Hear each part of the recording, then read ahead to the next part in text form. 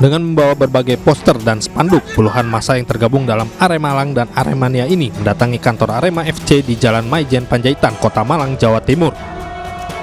Mereka menuntut manajemen klub turut aktif dalam memperjuangkan usut tuntas tragedi Kanjuruhan.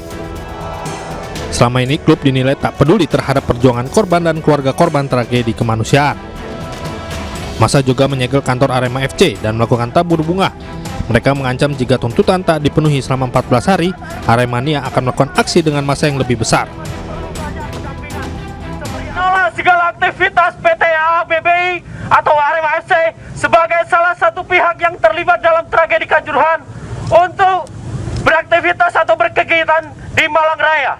3. Mendesak PT ABBI atau Arema FC sebagai subjek hukum korporasi untuk ikut berpartisipasi dalam upaya usut tuntas tragedi Kanjuruhan serta kooperatif dalam proses hukum yang berjalan. Demikian sikap dari massa aksi Arema Malang agar diperhatikan dapat dilaksanakan dengan penuh tanggung jawab. Ingat, ini adalah puncak kemarahan, ini puncak kemuakan. Sidang perdana perkara pidana tragedi Kanjuruhan akan digelar di Pengadilan Negeri Surabaya pada Senin 16 Januari 2023. Saat sidang berlangsung nanti, bonek menolak kehadiran Aremania untuk mengawal jalannya sidang. Dari Malang, Jawa Timur, Saif Hajarani, iNews melaporkan. Memiliki segudang pengalaman di dunia olahraga, sosok Erick Thohir dinilai tepat memimpin PSSI. Menteri BUMN ini pernah menjadi presiden klub asal Italia Inter Milan dan di tanah air, ia merupakan pemilik klub asal Solo, Persis Solo.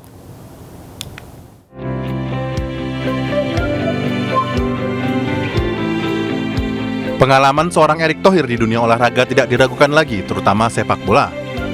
Di dunia sepak bola, Menteri BUMN ini pernah menjadi presiden Inter Milan, salah satu klub terbesar di kasta tertinggi Serie A Liga Italia.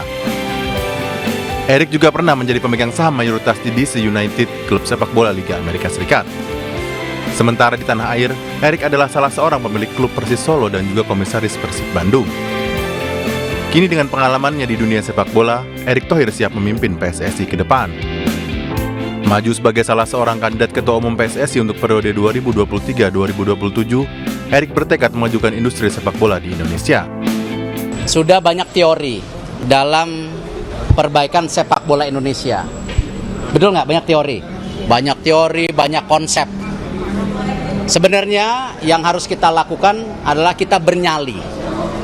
Bernyali untuk sepak bola yang bersih dan juga sepak bola yang berprestasi. Itu yang terpenting. Tidak hanya di dunia sepak bola, pengalamannya di berbagai bidang olahraga menjadikan Erick Thohir memiliki kans kuat untuk memimpin PSSI.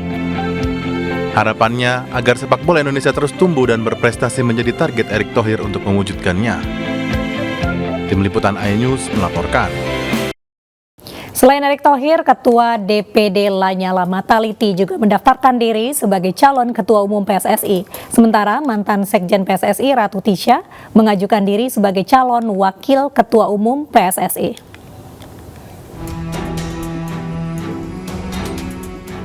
Ratu Tisha resmi mengajukan diri sebagai calon Wakil Ketua Umum PSSI. Nama Ratu Tisha sudah tidak asing di dunia sepak bola Indonesia.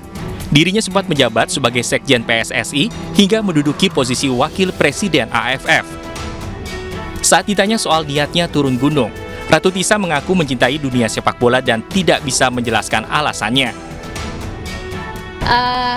Kita ini kadang-kadang nggak bisa mencari alasan kenapa kita mencintai sesuatu. Mungkin kalau teman-teman pada punya pacar, punya kekasih, terus ditanya, kenapa kamu mencintai saya? Kenapa sayang sekali? Apakah karena cantik? Apakah karena baik hati dan lain sebagainya? Begitu pula dengan kecintaan saya di sepak bola.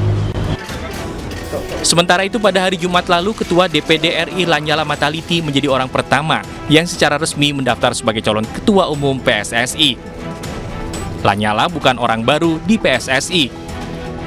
Pria berusia 63 tahun ini pernah terpilih sebagai Ketua Umum periode 2015-2019. Namun hanya menjabat setahun sebelum PSSI dibekukan Menpora Imam Nahrawi yang berujung sanksi FIFA.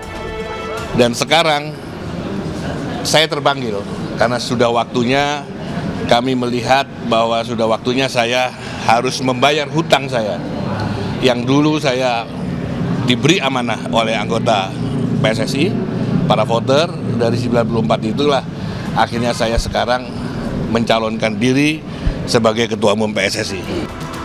Selain Lanyala dan Erick Thohir, sejumlah nama masuk dalam bursa calon Ketua Umum PSSI periode 2023-2027. Di antaranya adalah Maru Arar Sirait, Jenderal Dudung Abdurrahman, dan incumbent Muhammad Iriawan. PSSI akan menggelar Kongres Luar Biasa pada 16 Februari 2023 dengan agenda utama pemilihan Ketua Umum, Wakil Ketua Umum, dan anggota Komite Eksekutif PSSI. Dari Jakarta, Tim Liputan iNews melaporkan. Terdakwa Ferdi Sambo menjelaskan keterlibatan Putri Chandrawati dalam skenario pembunuhan Brigadir Yosua. Padahal menurut Sambo, Putri baru mengetahui Yosua dibunuh 1 hari setelah kejadian. Jadi tanggal berapa?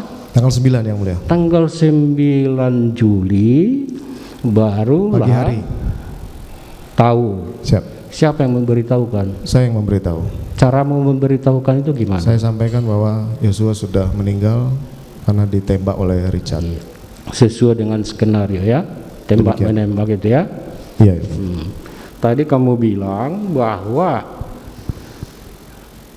PC kamu libatkan dalam skenario itu ya. Iya, yang di Duren 3 maksudnya. Jadi iya, kan seolah-olah kejadian di Magelang kamu pindahkan ke Duren 3. Ke Duren 3 kan begitu ya? Iya yang mulia. Nah, itu kamu lakukan ya, kamu lakukan berapa lama skenario itu? Setelah kejadian yang mulia. Setelah kejadian iya berapa lama? Setengah jam sebelum Kasat Serse datang yang mulia. Kasat Serse Jakarta Selatan. Iya yang mulia. Oh, baik ya. Selanjutnya waktu itu kenapa, apa yang membuat pertimbanganmu melibatkan istrimu sendiri? Ya, coba. Pemikiran saya waktu itu, istri saya kan ada di Duren 3 yang mulia. Jadi tidak mungkin kemudian saya kaburkan bahwa dia tidak ada yang mulia. Karena dia ada di lokasi waktu itu yang mulia. Makanya saya pemikiran singkat saya waktu itu, kejadian Magelang terjadinya di Duren 3 saja. Jadi tempatnya dia yang kamu, iya yang mulia. Kamu pindahkan ya. Kemudian juga tidak lengkap hanya pelecehan. Kalau di Magelang kan lebih dari pelecehan yang mulia. Nah itu motifnya ya. Iya yang mulia. Selain daripada itu ya, ada enggak hal-hal lain yang menyebabkan kamu melakukan itu? Terhadap istri saya ya? Enggak, terhadap penembakan ini. Skenario terhadap Hajar yang kamu bilang itu. Waktu itu saya dalam kondisi yang marah dan emosi yang mulia, jadi saya tidak berpikir harus seperti apa yang mulia. Berpikir karena berdasarkan emosi. Demikian yang mulia. Nah, baik ya. Setelah sempat ditunda, sidang tuntutan terdakwa Richard Eliezer akan digelar pekan depan. LPSK berharap JPU bisa memberikan keringanan tuntutan karena Eliezer merupakan justice kolaborator.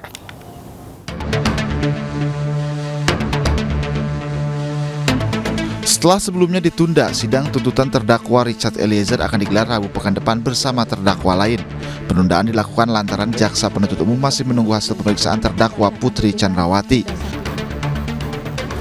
Oleh karena tadi alasan dari jaksa penuntut umum, saudara terdakwa, bahwa kesaksian atau keterangan terdakwa Putri Chandrawati belum masuk dalam surat tuntutan saudara, maka jaksa meminta waktu untuk ditunda. Majelis memberikan waktu 1 minggu dari hari ini, jadi minggu depan persidangan yang akan datang adalah jaksa penuntut umum untuk membacakan tuntutan bersama-sama dengan terdakwa yang lain. Lembaga Perlindungan Saksi dan Korban LPSK berharap JPU bisa memberikan keringanan tuntutan lantaran Eliezer menjadi justice kolaborator. Jadi pentingnya putusan ini bukannya untuk Baradae, bukannya untuk pengungkapan kasus pembunuhan Joshua, tetapi juga untuk pelajaran ya, dan juga motivasi, stimulus buat pelaku tindak pidana lainnya bekerjasama dengan aparat hukum. Penghargaan kepada justice kolaborator atau saksi pelaku bersama itu juga sesuatu hal yang sudah diatur dalam undang-undang. Gitu. Jadi kalau kita minta ada permintaan pidana percobaan, itu suatu hal yang bukan berlebihan. Tapi karena itu sudah diatur dalam undang-undang. Dalam perkara ini, Eliezer didakwa bersama-sama dengan Ferdi Sambo, Putri Chandrawati, Riki Rizal, dan Kuat Ma'ruf melakukan pembunuhan berencana terhadap Brigadir Yosua. Akibat perbuatannya, mereka didakwa melanggar pasal 340 KUHP, subsidiar pasal 338 KUHP. Kelimanya terancam hukuman mati, penjara seumur hidup atau maksimal 20 tahun penjara.